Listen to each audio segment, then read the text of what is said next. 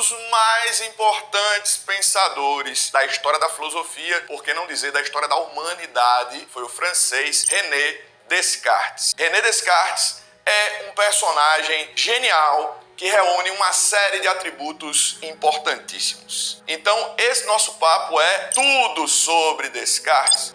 Nasceu na França em 1596, tendo falecido em 1650. Considerado o criador do pensamento cartesiano, nome que tem, evidentemente, uma alusão ao próprio nome do pensador. Considerado o pai da modernidade, da filosofia moderna, do racionalismo. Autor de obras importantes, como o Discurso sobre o Método, um grande tratado filosófico e matemático, publicado na França em 1637. René Descartes também estudou direito, teve contato com uma formação escolástica, diga-se de passagem, rompeu com a própria filosofia escolástica, acreditando que só a matemática poderia demonstrar aquilo que é digno de credibilidade. Por sinal, em 1618,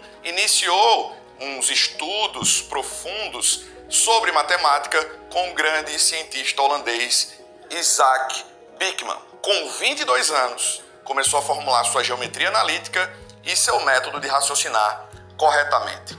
Rompeu com o pensamento aristotélico, adotado e muito venerado nas universidades, e em 1619 ele vai propor uma ciência que fosse unitária e universal, lançando assim as bases do chamado método científico moderno. O momento histórico onde esse personagem ele aparece, o René Descartes, é um momento de um grande embate da epistemologia na modernidade, um embate entre racionalismo e empirismo. Isso é muito importante de ser dito. Entenda, a gente vem de uma Idade Média com uma mentalidade teocêntrica, onde as pessoas tinham uma consciência clara de que a fonte do conhecimento era o próprio Deus. Quando a gente vem chegando na modernidade, e os renascentistas contribuíram muito com essa transição, com esse abandono do teocentrismo para chegar até o antropocentrismo, é importante notar que os renascentistas, através do humanismo,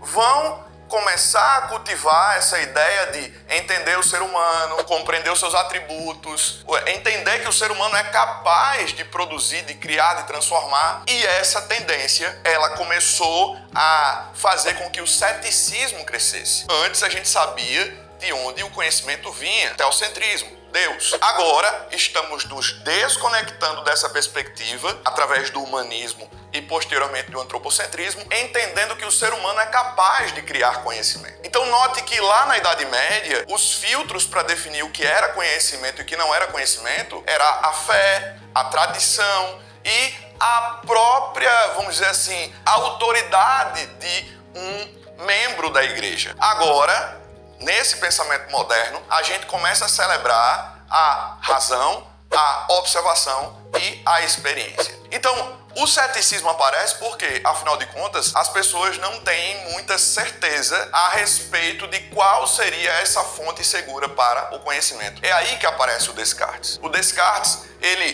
começa a dialogar com a academia e percebe que o empirismo tem uma certa vantagem nessas discussões, até pela herança aristotélica. E aí o Descartes vai dizer, mas será que os sentidos, eles possuem toda essa força, toda essa legitimidade? O Descartes resolveu construir um projeto filosófico. Então entenda isso. Diante dessa incerteza quanto à fonte segura do saber humano, do conhecimento, ele decide criar um projeto filosófico. O projeto filosófico cartesiano é a de reconstruir radicalmente o edifício do conhecimento humano. E para isso, ele vai adotar um procedimento cético, ou um ceticismo metodológico. O que significa? Ele quer encontrar uma verdade para servir de alicerce seguro para o conhecimento e, nesse sentido, o que é que ele vai fazer? Ele vai começar a lançar questões, ele vai começar a lançar argumentos para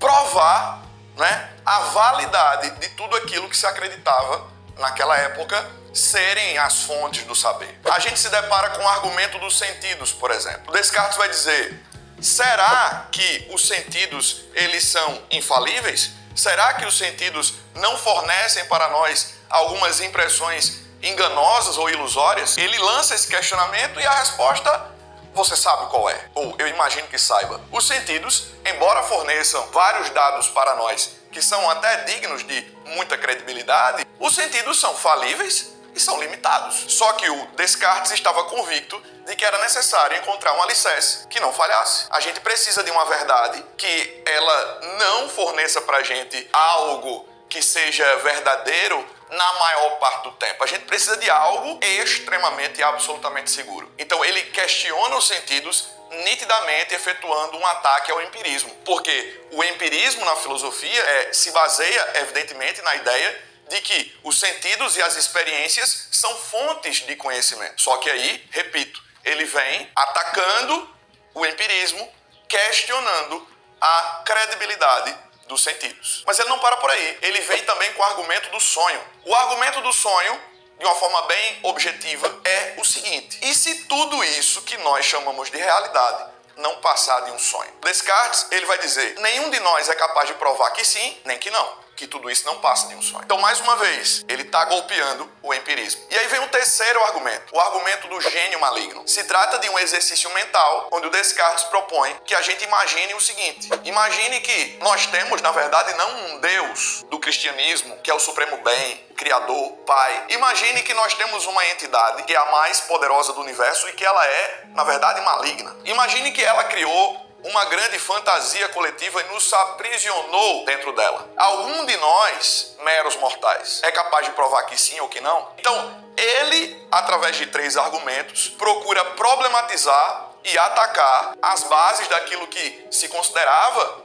ainda que de forma um pouco instável e insegura, os grandes alicerces do saber. A ideia de realidade, de mundo, dos objetos e os sentidos como um meio de acesso. E aí é que ele se encaminha para um raciocínio que é o seguinte: não sobrou aparentemente nada, exceto o fato de que eu estive aqui duvidando todas as coisas. Só que aí ele vai entender que para duvidar ele precisa pensar. E se ele duvida, logo pensa. E se ele pensa, logo existe. O Descartes vai dizer, através dessa frase famosíssima, penso, logo existe, e a verdade para sustentar todo o edifício do conhecimento é o pensamento racional. Não é qualquer tipo de pensamento. É essa estrutura chamada racionalidade que pode nos fornecer, né, segurança quanto ao saber, quanto ao conhecimento. Então, tudo aquilo que a gente for construir daqui para frente, segundo Descartes, deve estar baseado no intelecto, na lógica, nessa racionalidade. A gente pode até duvidar de que a gente pensa, mas para duvidar é preciso pensar. Então a gente só fortalece essa estrutura. E aí ele vai aprofundar essa tese falando que a nossa mente é permeada por ideias. E ele fala de 3 tipos de ideias: as ideias inatas, as ideias adventícias e as ideias factícias. As ideias inatas são aquelas que não passam pela experiência, ou seja,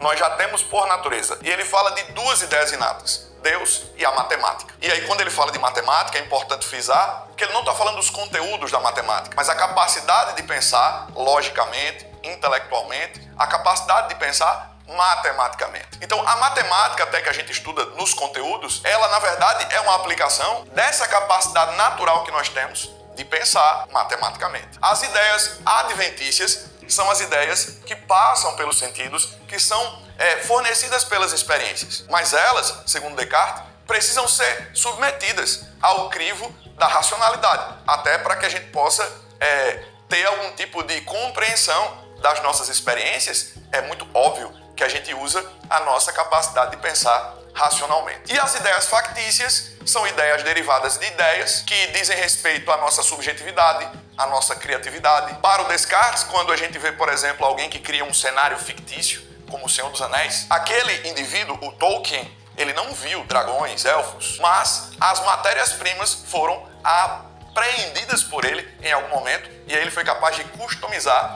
essas percepções. É interessante notar também a frase penso, logo existo, né? O Descartes, ele vai falar pra gente sobre um res cogitans, que é uma coisa pensante, e uma res extensa, que é a coisa material ou física. Descartes está dizendo que nós somos feitos de duas substâncias. Uma substância que é o cogito, que é o pensamento, e outra substância que é o nosso corpo, a nossa materialidade. Outra coisa importante que o Descartes ele vai propor e que nós mencionamos no começo do vídeo é, vamos dizer assim, um protocolo, um passo a passo do que nós chamamos de método científico. Mas aí a gente encontra o método cartesiano, que é uma das bases históricas para a construção do método científico.